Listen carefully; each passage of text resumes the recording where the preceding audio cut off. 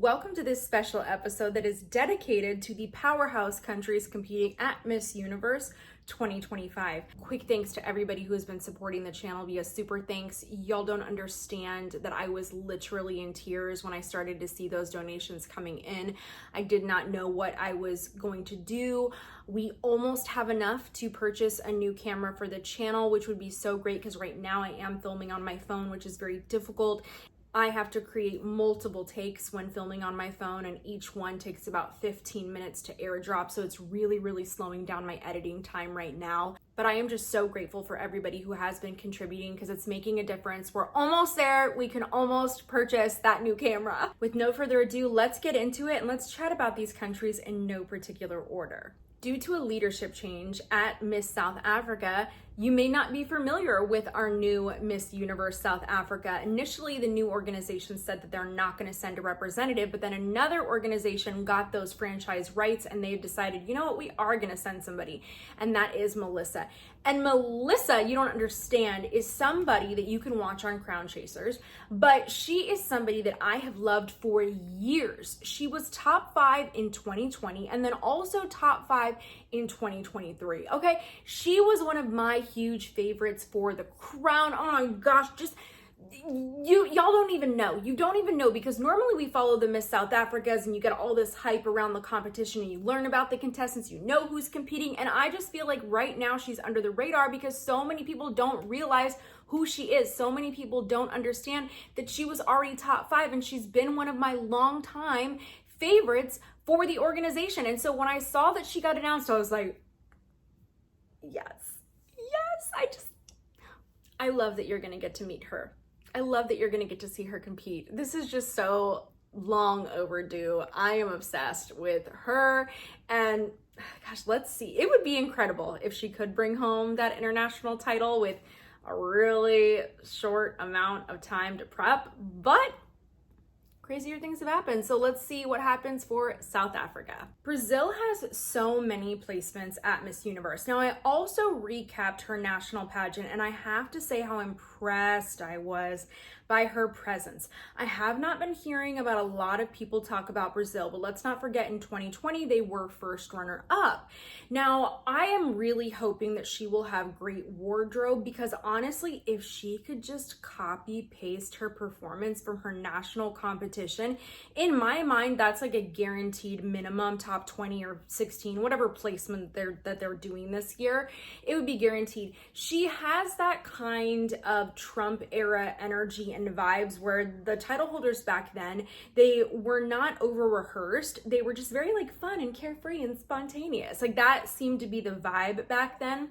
Also, if you looked at her styling at her national pageant, like the hair wasn't oversprayed, it wasn't hard, it was just like playfully tossed. I was just so impressed by her performance, and I feel like not enough people are talking about her, but I am still worried about the wardrobe options for her this year, because I looked at her departure look and it was okay. It was just this white suit, kind of a cape blazer. She looked beautiful, she looked great, but did she stand out from the crowd for departures? Not in my opinion, but regardless, I'm still watching out for her and I'm hoping for the best. Thailand, what can I say? I am obsessed. So I have been following her universe journey for so many years. When she was in the top 5 before at Miss Universe Thailand, and she just feels so poised and so ready for this title, like so well prepared.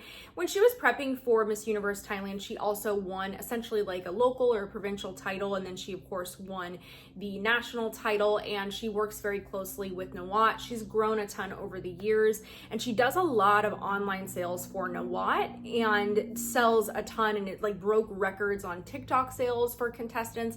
And so I just feel like they could potentially be looking for a title holder like her, because she is so stunning. She's very beautiful. Oh my gosh, her wardrobe is always fabulous. She's just put together, but also she knows how to generate sales. And I've talked about this in episodes. I just think that that's something that they're going to be looking for moving forward. I don't think enough people are talking about Puerto Rico.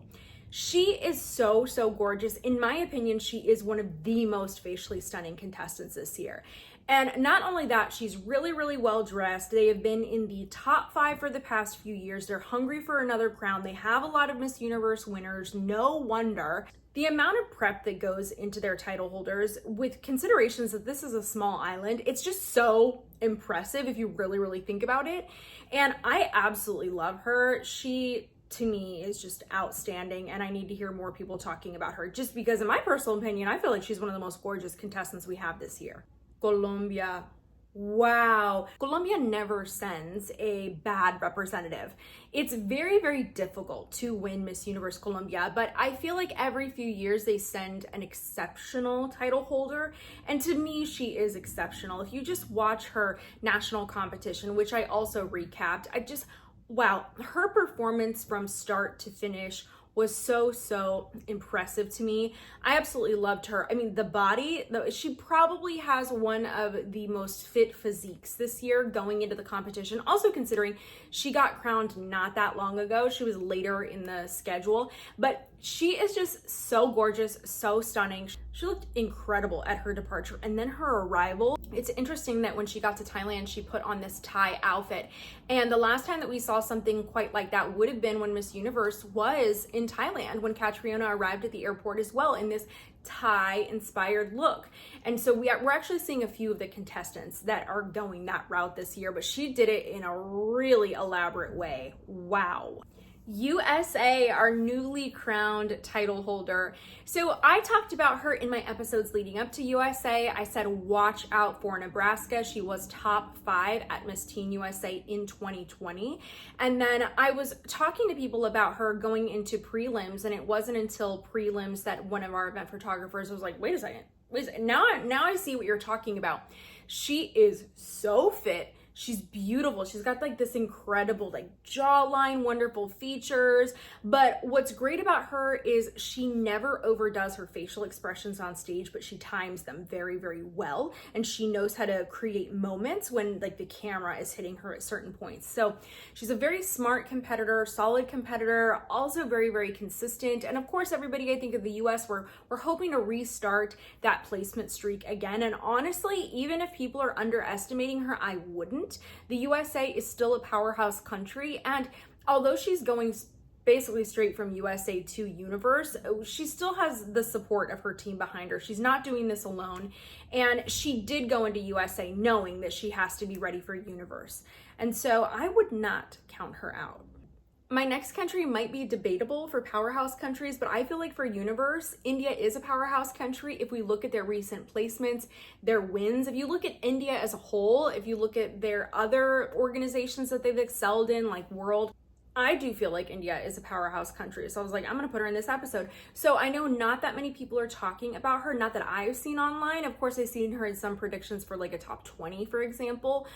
Not very many that are placing her in like a 5. Watch out for India if you give her that microphone. Her on-stage speaking skills and on-camera speaking skills are incredibly impressive.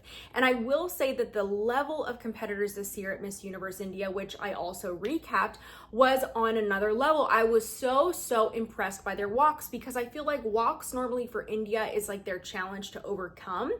And this year, that was not the case. She has a wonderful walk. I loved her winning gown that was like black with the stars woven into it. She was fabulous. So I really hope that they're giving her lots of care in her prep and personalize it for her, because I feel like right now she's a little bit underrated. Philippines. So whether or not you realize that she is from Catriona's batch at Binibining Pilipinas, and you really need to take note of that. She was also first runner-up at Miss International, and then she placed in the top 5 again at Miss Universe Philippines, and then finally got this title. So many people have been waiting for this. So much preparation is going into her. There's a lot riding on this. Obviously, the Philippines being a powerhouse, the Philippines are doing very well internationally this year. Philippines was in the top 8 at Miss World this year and the top 5 at Supranational. And these ladies are ones who have come across each other, competed with each other at one point or another. They are just outstanding competitors. And there's just so much going into Atisa's prep. And it was really fun to watch her national competition as well with some of my Filipino friends in New York. Just keep in mind that she fell during the evening gown competition at her national pageant. She still picked herself up and she still won that crown. She is able to overcome and rise above regardless of what is thrown at her. she's incredibly impressive. She's got such a resume, and I just know she's got so much support behind her. It's very exciting to see. She's very beautiful, and I just can't wait to see how she does this year. Venezuela, oh my gosh. So if you watched my episode about the opening of the Miss Universe offices in New York City, you will have seen Venezuela there. And I saw her in person, and oh my gosh, Venezuela has such a star quality to her. When I saw her up close in person, she just looked like a porcelain doll. Her look is very, very different from everybody else in this world, where honestly, a lot of people have an Instagram face. Like, a lot of people look the same. She does not look like other contestants, and that can really help you in pageantry when you stand out on your own. I just think she's so beautiful. They're putting so much work into her preparation. She's had this title for a long time. She has literally traveled the world as Miss Venezuela. And oh my gosh, she brought so much luggage with her, just everything. She's so stunning. And she also, I believe, was raised in Australia. So it's interesting. She has an Australian accent, speaks English, Spanish. So she's a very unique contestant. And honestly, to me, she just has this like old Hollywood appeal to her. She's incredible, and she is Venezuela. So look out for her. Thank you so much for tuning into this episode. I hope that you loved it. Let me know your thoughts in the comments, and let's always remember to be supportive and kind to all of our contestants. And let me know what you'd like to see next on the channel.